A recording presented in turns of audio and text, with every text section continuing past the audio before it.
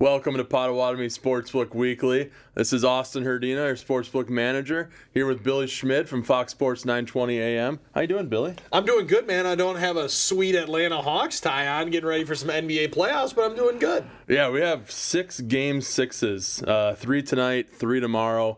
That's pretty awesome. Doesn't get much better than that in the first round. Hawks, big game tonight against the Knicks in Atlanta. I think the Hawks can come through. I'm hoping so, man. This has been one of my favorite series to watch. From Atlanta being like one of the younger teams that was good all year, but not great all year, and people kind of paid attention to, but just somewhat buffed off to the side of, we'll see them in April. Well, here they are in April taking on the media's darling, definitely the four-letter network's favorite team, Stephen A. Smith's favorite team. And they've put a definite shock into the Knicks to where even if New York gets away from this series unscathed, I think they lose here tonight in Atlanta, their warts have been exposed pretty clearly in this series. Yeah, and Atlanta's a team that they improved a lot as the season went on. I mean, you look back to when the season started, Trae Young was the focus of the team. And now where they've moved to, and, Jalen Johnson, young star.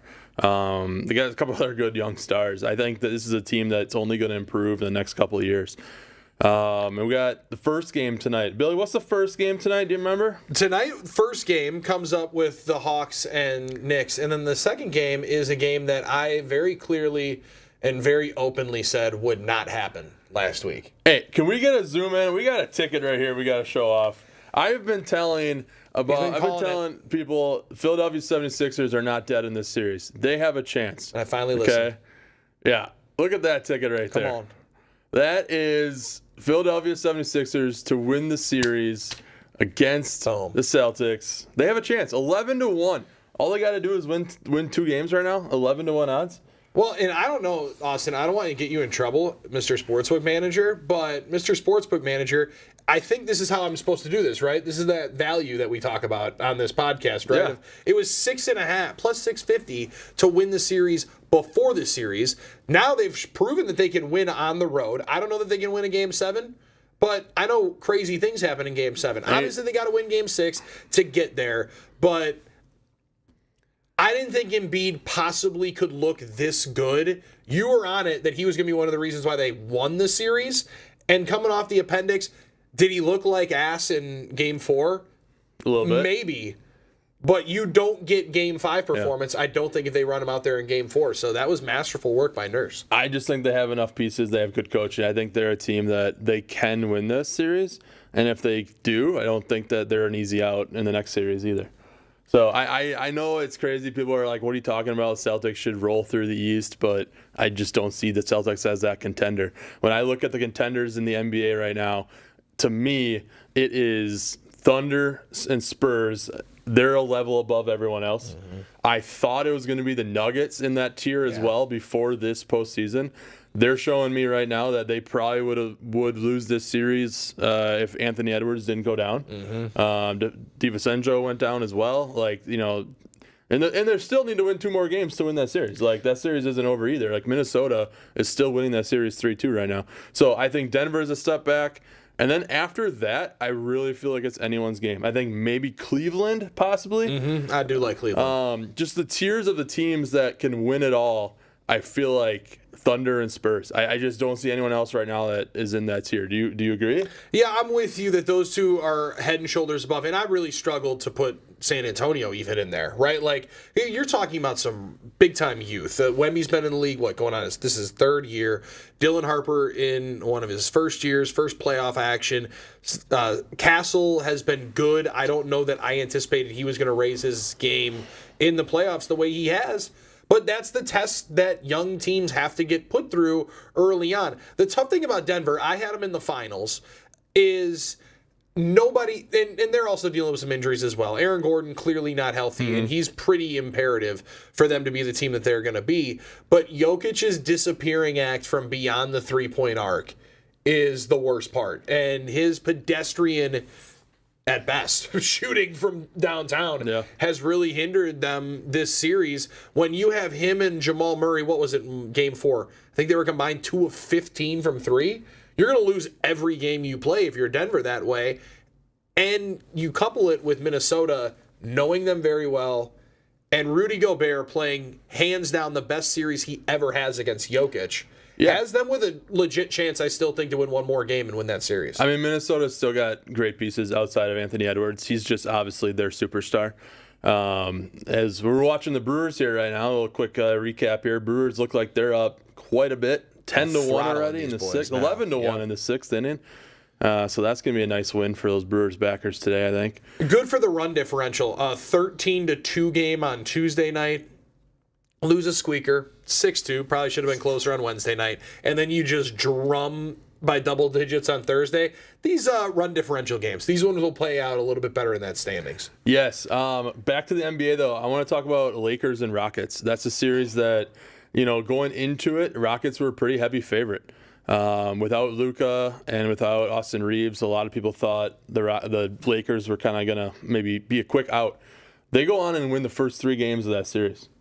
And now the Rockets have won the last 2.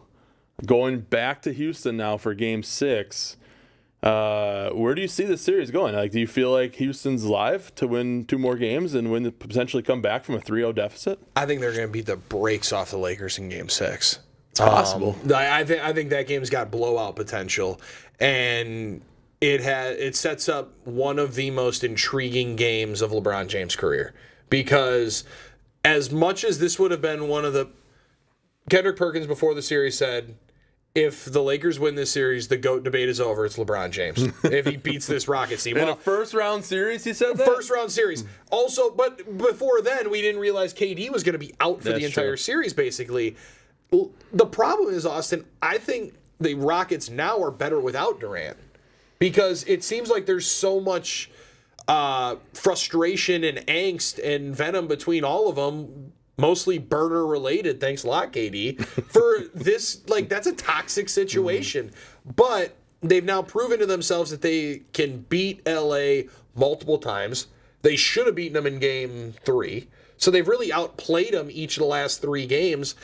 And I think LeBron's looked older and slower as the series continues. So I think it's got Game 7 written all over it. And that's a tight sphincter situation. If you're LA, possibility to be the first team ever to blow a 3-0 series lead in an NBA playoff series. LeBron's got one of the greatest and best comebacks of all time. He might have one of the best collapses on his resume after this as well. Yeah, you're talking about the 3-1 coming back from the Warriors? 2016 is the greatest comeback in NBA history. Yeah, it's the Lakers can't wait any longer for Luka to come back. I'm sure they're waiting for that. They're trying to get through his first series, give him some rest. He's going to be much needed. If they do get past the Rockets, he's going to be much needed to advance, because they're going to go up against the Thunder next. Yep. And they have no chance without Luka against the Thunder. I thought it was gonna play itself out perfectly, because if they would have swept that series against the Thunder, would have started early. Yeah. And you wouldn't have gotten the full rest for LeBron, because he probably needs it just as much as Reeves and Luka. Obviously, they're coming off major injuries. LeBron's 41 years old. There's only so much that you can tax a body that's 41 years old that way. So if they can get out, and I mean if, it's going to be big, they got to steal one of the first 3 to make that series against the Thunder live. But they got all they can handle right now, because that Rockets team is starting to believe. Yeah, NBA playoffs have been awesome, just so much fun. We've been having them on here in our big screen in the Sportsbook every night. If you guys are looking to come and get some seats, weekdays like this or non-big event days, you can come on into the Sportsbook, first come, first serve. If it's a special event date, if you want reservations, you think it's going to be busy, head to potawatomi.com/casino/sportsbook, and you're going to be able to see the different options for that. I know the UFC pay-per-view in a couple weeks. We got lined up for that already if you want to get reservations for that. Also, the one in June, the Freedom 250. We have that ready to go as well if you want to make reservations. UFC this weekend is overseas. It's going to be a 3 a.m. start time. Main card at 6 a.m. If you happen to be coming on into the Sportsbook, our counter will be closed, but you can use kiosks to bet, and we will have the fight on TV. So if you want to come on in, be here at 3 a.m. or 6 a.m., we'll have it on. We'll have the sound on. You can enjoy that on Saturday morning. And we can't, I mean, seriously, like, we have people, we're up to 24 hours, Billy. That's going to be awesome. I really do hope, though, that you take I'm going to call it a nap before you come in here, because otherwise, Austin, 3 a.m., live action, you might be having some snoozing action by the time that main event starts up at about 8 a.m. So I'm excited for it. That's breakfast in the books, the best way to go. Yeah. And if the fight folks don't wake up from the action there, the Premier League action's going to start up there pretty quickly. So they're going to get woken up by the football fans. We're a 24-hour business here, Billy. Friday night, you got until bar close, right? Yeah. After that, maybe head up, Straight over hit here. some food, come to the sports book. 3 a.m. Come Austin watch will be UFC. here. Yeah, maybe, probably not, but we'll have the game. We'll have the fights on for you. NHL playoffs is another thing I want to talk about. The games have been awesome. Last night, Vegas and Utah going to double overtime. I just love that playoff hockey goes to that sudden death when it gets to overtime. Next goal wins. Like, you just don't. You don't have that. Like in regular season, after 5 minutes, they go to a shootout. Well, and let's be honest, in all other sports, we've robbed ourselves of that excitement. Yeah. Because we want everything to be fair. Yeah, I mean, NFL. We want everybody in the NFL to have a chance to touch the football, and even if you give up a touchdown, you still have a chance, and then you can go for 2, so then you actually have a better chance than them, and then that's not fair, so then they should be able to. Sudden death in overtime is a beautiful thing, and it gives you those moments like it does in the NHL playoffs. It's awesome. I mean, I love it as a bettor as well as just a viewer and lover of the sport. Like, having it be next goal wins is awesome way to settle a series. Is there nothing better too than being an under 5.5 better and a game goes to overtime at tied at 2? And you set in, you're enjoying it. You can just sit back and watch and just wait to be able to cash the ticket. You already won. It's just a matter of time. But last night, Philadelphia and Pittsburgh went to overtime. They were 0-0 going into overtime. That's a good in-state rivalry right there. 2 original 6 teams, Philly and Pittsburgh, been rivals for quite a long time. That was a series where the Flyers were up 3-0, and Pittsburgh came back, won 2 games, almost won last night, could have gone to a Game 7, but Flyers got through. Great NHL series so far. Edmonton, they've been a really good team the last few years. They were down 3-1. They won last night against the Ducks. I was going to say down but not out. Yeah, they cut it to 3-2 now. That Flyers, sorry to cut you off, I apologize, but that Flyers-Penguins one, you talk about the in-state rivalry. How many Flyers fans loved being able to potentially give one final dagger to that threesome that's just dominated for Pittsburgh for so long?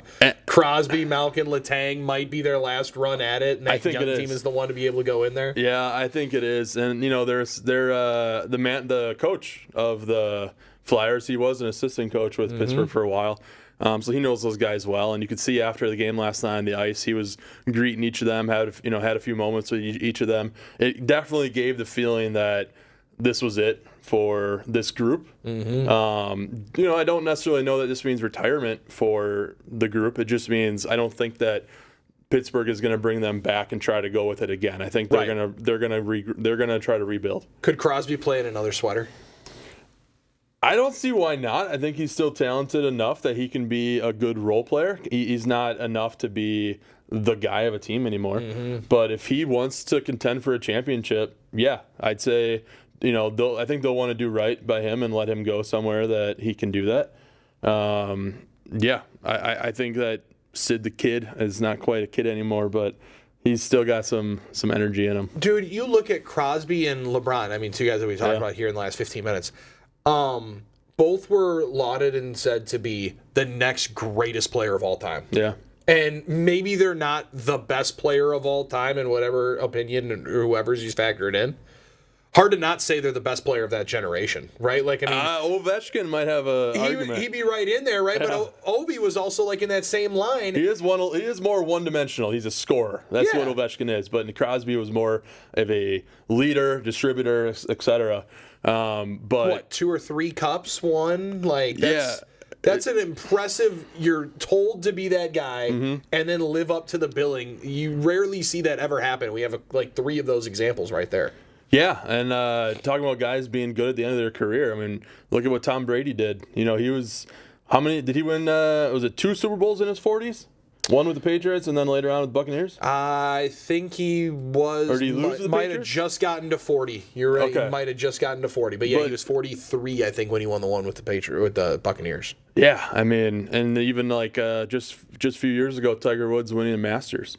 You know what I mean? Like, he's older too. Like, there's guys that are winning championships at 40 years old or older, which is pretty impressive. It is, and then it does also, though, almost change our opinions and break our minds, where it's like, Matthew Stafford just won the MVP. He's 39 years old. He's going to play for another 7 years like Brady did. Yeah. Why on earth are you drafting Ty Simpson at 13? This guy can play forever.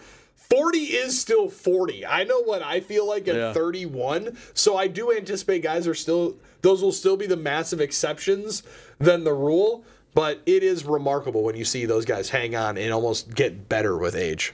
Let's flip it around now. Let's talk about some young guys. The Green Bay Packers, okay, they got one of the youngest teams in the NFL. I believe they were either youngest or second youngest this last couple of years in a row. Yeah.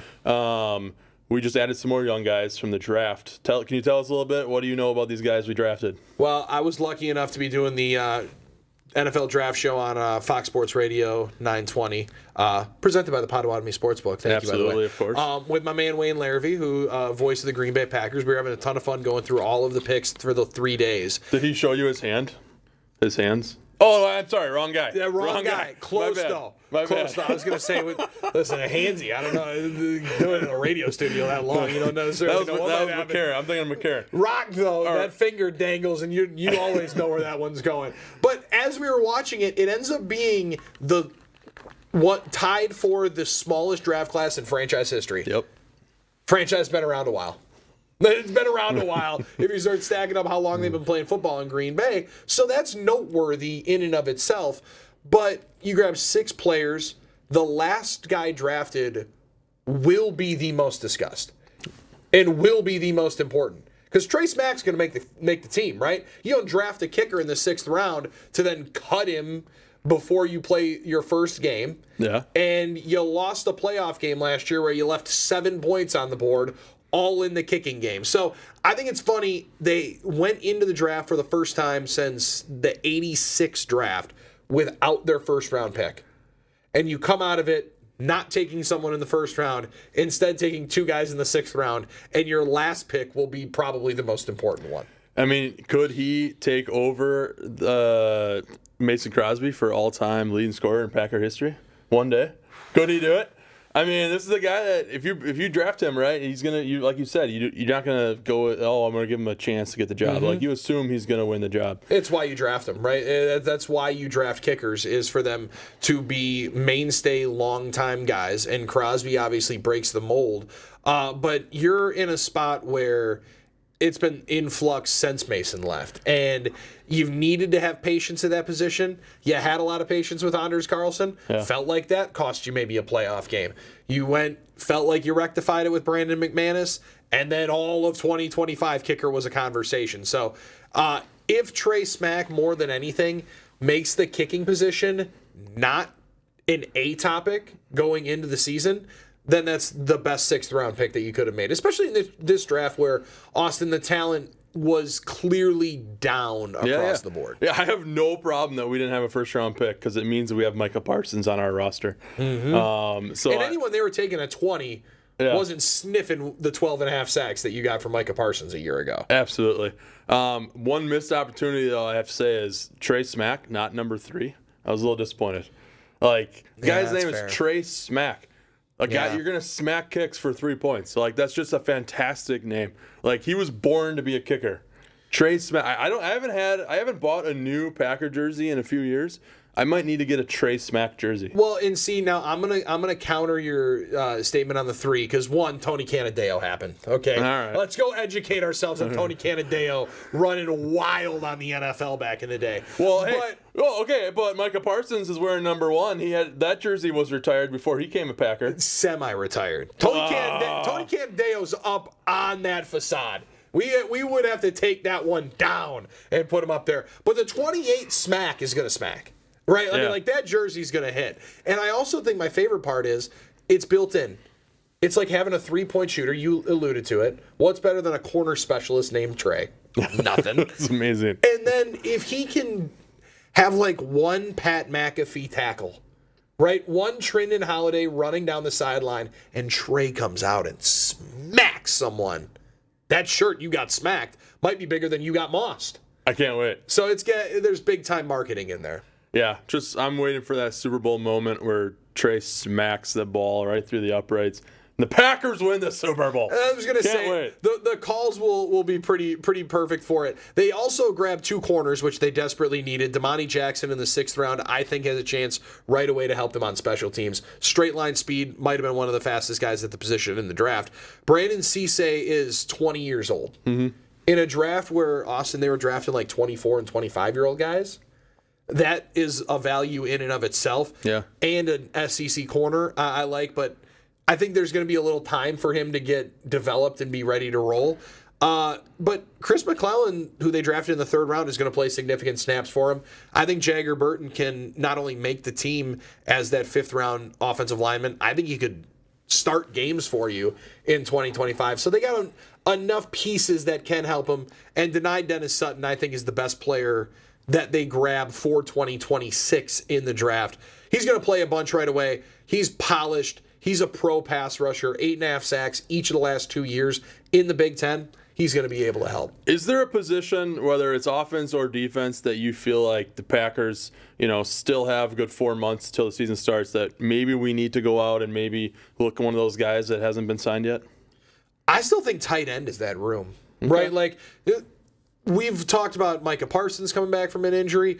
I know, as the offensive line lover, I've talked about Zach Tom coming back from the injury at right tackle. Mm-hmm. You look at the difference in offensive productivity when Zach Tom's on the field compared to off. It's striking. And he's going to potentially miss some time coming off a patellar injury. Tucker Kraft's also coming off that ACL, right? He might be ready for week 1. Probably won't be. Hopefully will be. I think like a Jonnu Smith would be a perfect pairing, right? Somebody who can do a little bit of everything. Maybe you could call him a poor man's Tucker Kraft. Tucker's going to be paid like the top tight end in football probably before he gets back on the field. But I think you could add a veteran in that room and really take some of the pressure off of him going into 26. Yeah, I agree. I think that, we look at our roster right now, it's so young. It would be nice to get a nice veteran in there. There's still some holes all around the roster, but for the most part, I think we're a team that can contend, and that's most important. I mean, it's going to be an interesting division. Bears are only going to get better with age, each year. Lions are still a very, very tough team. Minnesota, I feel like, just happens to be probably the 4th best team in the division, but they're not an easy win either when you face them. No. They might have the best skill position players in the division. Yeah, it's possible. Right? I mean, they definitely have the best wide receiver combo of Jordan Addison and Justin Jefferson. Mm-hmm. And who's throwing to him, though? Well, now Kyler Murray. This is a former first-round pick. Guy that's thrown 20,000 yards, over 100 touchdowns in his career. Like, that's no slouch going in there in Minnesota. So yeah. I think the division is as competitive as it's ever been once again here in 26. Yeah, it's going to be tough. But football season, we got a few months yet for that. But if you want to come on in and watch any of these basketball playoffs, NHL playoffs, gosh, what else we got going on right now? Make your Sixers to win the series pick. And take Austin's advice, because he's giving out free advice, free winners here. We also have, we got, even if you're someone that's into NASCAR, F1, we have those races for you. Like I said, UFC overnight this weekend. The Kentucky Derby is on Saturday. We don't have betting here in Wisconsin on horse racing, but that's something where, we'll still have it on a TV, and then come for the Kentucky Derby actual race, we'll put that on the big screen with audio for those few minutes. What do they call that? The most exciting 2 minutes in sports? Yeah, and I'm just glad that you're not going to have the 19 hours of pre-race build-up on there instead. Because, Austin, people get mad at the Super Bowl for having more pregame show. Is there any longer pregame than that for the Kentucky Derby? I mean, it basically starts tomorrow with the Kentucky Oaks. It pretty much is all Friday and then all Saturday. But yeah, even they usually space those races out. Normal days they space those races out every 25 minutes. Mm-hmm. And then on Kentucky Derby Day, they keep widening it as it goes into the day. And then it's 2 hours? I was going to say a couple hours, it feels like, in between races there at the end. And then, believe it or not, they actually do a couple races after the Derby, but no one stays around for them. They always have 1 or 2 more after, an hour after that race. But it's pretty empty by the time that happens. The chase your losses specials. Yeah, exactly. Exactly. But yeah, if you want to come on in just to enjoy yourself, a great weekend of sports, come on into Potawatomi Sportsbook. Come to our windows, place some bets. We're here for you. So bet responsibly, have some fun, and we'll see you at the window.